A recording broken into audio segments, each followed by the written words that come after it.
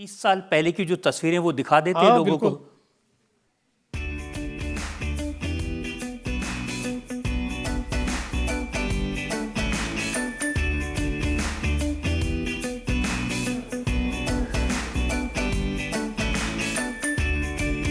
तो बीच में तस्वीर अच्छी दिखाई दी जिसमें आप मॉडलिंग करते हुए दिखाई दे रहे हैं। वो बड़ा मज़ेदार किस्सा है। एक विवेक रानाड़ी मेरे मित्र है, बड़े फैशन फोटोग्राफर है।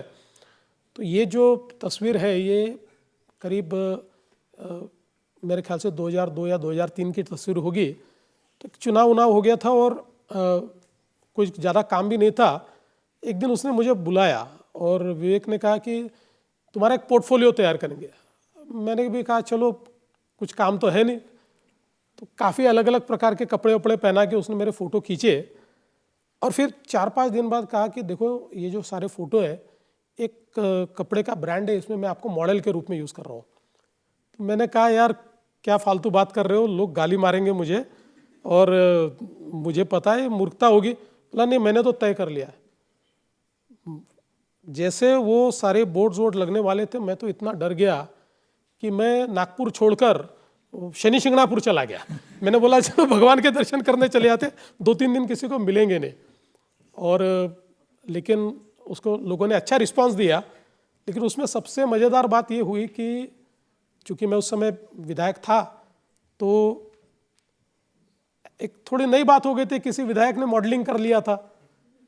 तो वो अटल जी ने देखा, वो न्यूज़ में आइटम बन गया तो अटल जी ने देखा।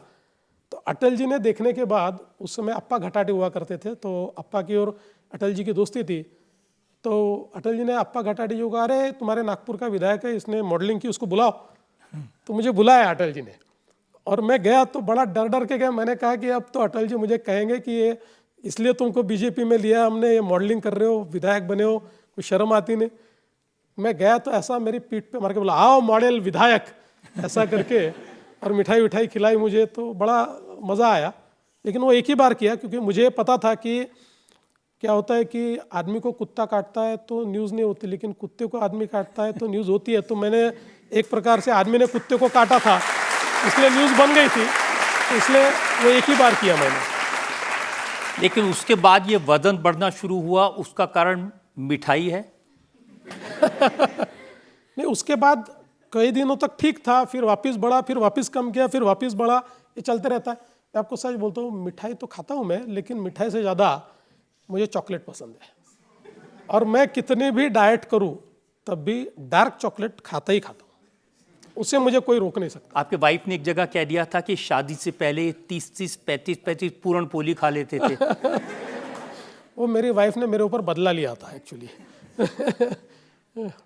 सही बात है, उन्होंने कहा था। मैं इतनी तो नहीं खाता था और पूरनपोली ने मैं कुछ चीज़ें मिठाई पहले ज़्यादा खाता था, लेकिन उसका मुझे नुकसान ऐसा हुआ कि मैं कहीं पर भी चला जाऊँ लोग पूरनपोली लेकर ही तैयार रहते थे कि हमको मालूम है आपको पसंद है। आखिर मैं 2-3 कार्यक्रमों में मैंने अपने आप को एक क्वेश्चन पूछवाया और वहाँ क्लैरिफाई किया कि मुझे पसंद नहीं है, मैं नहीं खाता, मेरे लिए मत बनाओ। तब से थोड़ा बंद हुआ है। और उन्होंने एक इंटरव्यू में कहा है कि मेरी किसी बात पर कभी लड़ाई नहीं होती देवेंद्र जी से, लेकिन ये पूरण पोली जब लोग ऑफर करते हैं वो आके मुझसे लड़ते हैं, तुम्हारी वजह से ही हो रहा है। बिल्कुल सही बात है, क्योंकि मेरा तो समझ लीजिए कि किसी के यहाँ खाने पर गए तो वो वही देते, किसी के यहाँ अपन किसी और बात के लिए गए, मिठाई कोई किसी के यहाँ कोई कार्यक्रम है तो पूरण पोली देते हैं। तो मैंने कहा तेरे कारण सब लोग मुझे ये खिलाते हैं, और जबकि मुझे, मैं मतलब खाता हूँ लेकिन मुझे इतनी पसंद नहीं है कि मैं हमेशा खा पाऊँ, तो इसलिए उस पर लड़ाई होती है मेरी।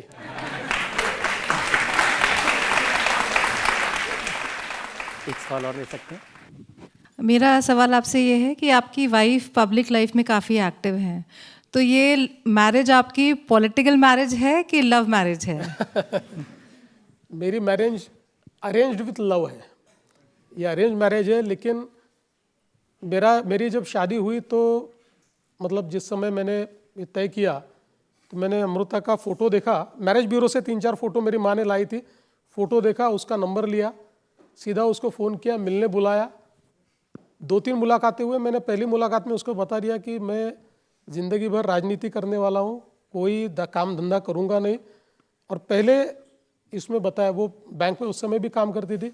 मैंने कहा देख, तेरा पैसा तेरा, मेरा पैसा मेरा, मैं तेरे को दूंगा भी नहीं और तुझसे लूंगा भी नहीं। तो अपने लाइफ का ना, मैं अपनी लाइफ चलाऊंगा। तो दोनों का हमारा एग्रीमेंट हुआ 3-4 मुलाकातों में। फिर एक दिन हम लोग लॉन्ग ड्राइव पर गए और उस दिन हमने तय किया कि आप शादी करेंगे। और फिर सीधा उसके घर गए, उसके माता पिता को मिले, फिर मेरे घर गए, मेरी माँ को मिले और हमने शादी कर ली।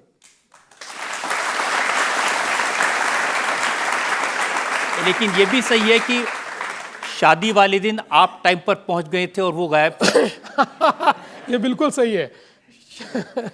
मैं समय पर आया था और उसको आने को टाइम लगा, और ऐसा हुआ कि उसके पिताजी ने फ़ोन करके बताया कि इसको और थोड़ा टाइम लग रहा है, तो आप बारातियों को नाचने लगाओ। तो बेचारे हमारे बाराती नाचते नाचते थक गए, तब जाकर वो पहुंची।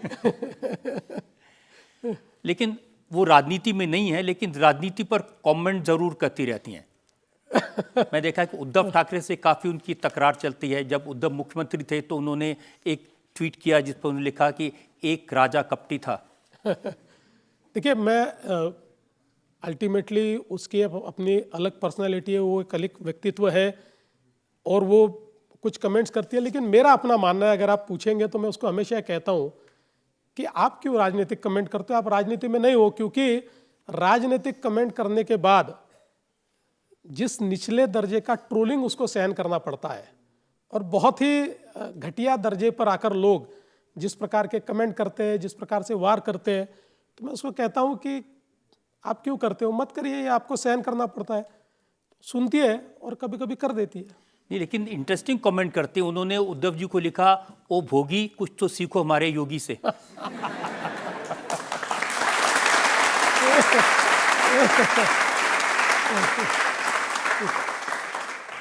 नहीं, वो इंटरेस्टिंग तो होते हैं, लेकिन वो मेरे लिए ट्रबलसम भी होते हैं। और कभी कभी वो वीडियो बनाती हैं, उस पर पॉलिटिकल कंट्रोवर्सी भी होती है। एक वीडियो था जिसमें आप भी थे, जिसमें पुलिस कमिश्नर थे, सिविक कमिश्नर थे, तो कहा कि ये मिसयूज कर रहे हैं पूरी पोजीशन का।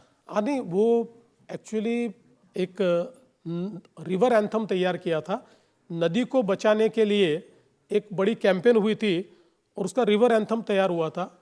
और उसमें ट्रोलिंग इसलिए हुआ, वो सब लोग थे इसलिए ट्रोलिंग नहीं हुआ। उसमें जिसने वो रिवर एंथम तैयार किया था, तो उसमें मूल रूप से हम सारे लोग एक साथ मिलकर और वो गा रहे थे एंथम, और कुछ इशारे विशारे हाथ वाथ कर रहे थे। अब वो कैमरेमैन को क्या लगा मुझे पता नहीं, उसको लगा मैं ही हीरो हूँ, इसलिए उसने वो मेरा सेपरेट वीडियो उसमें डाला। और वो इतना फनी वीडियो है, मतलब आप मत दिखाना किसी को, मैं भी देखना नहीं चाहता हूँ। वो इतना फनी वीडियो बना, उस पर इतने मीम्स बने, मैं तो मतलब हैरान हो गया, इतने मीम्स उसके ऊपर बने। तब मेरे ध्यान में आया कि अपना काम नहीं है, अपन शांति के साथ बैठना चाहिए। तो काफ़ी ट्रोलिंग उस समय हुआ था, ये बात सही है। सर, आपकी वाइफ सिंगर है, वो आपके लिए क्या गाती हैं? देखिए, हमारा तो पहले से तय एक दूसरे के लिए कुछ करना नहीं है, तो इसलिए हम लोग खुश हैं। लेकिन सिंगिंग उसका पैशन है, बट वो अभी भी, शी इज़ अ बैंकर, अभी भी बैंक में काम करती है, लेकिन सिंगिंग बहुत उसका पैशन है। वो अभी भी गाती है, भले ही गाना न गाए तब भी रियाज करती है। और मतलब बीच बीच में कोई एक आधा गाना तैयार करती है, गाना कंपोज भी करती है। तो मुझे लगता है कि वो पैशन है, इसलिए वो करती है उसको। कभी आप भी सुनाते हैं कुछ उनको? देखिए, आप भी शादीशुदा है, कोई अपनी वाइफ को सुना पाया है? आप डी रजत शर्मा होंगे और मैं देवेंद्र फडणवीस मुख्यमंत्री होऊंगा, तो भी घर में वाइफ की सुननी पड़ती है।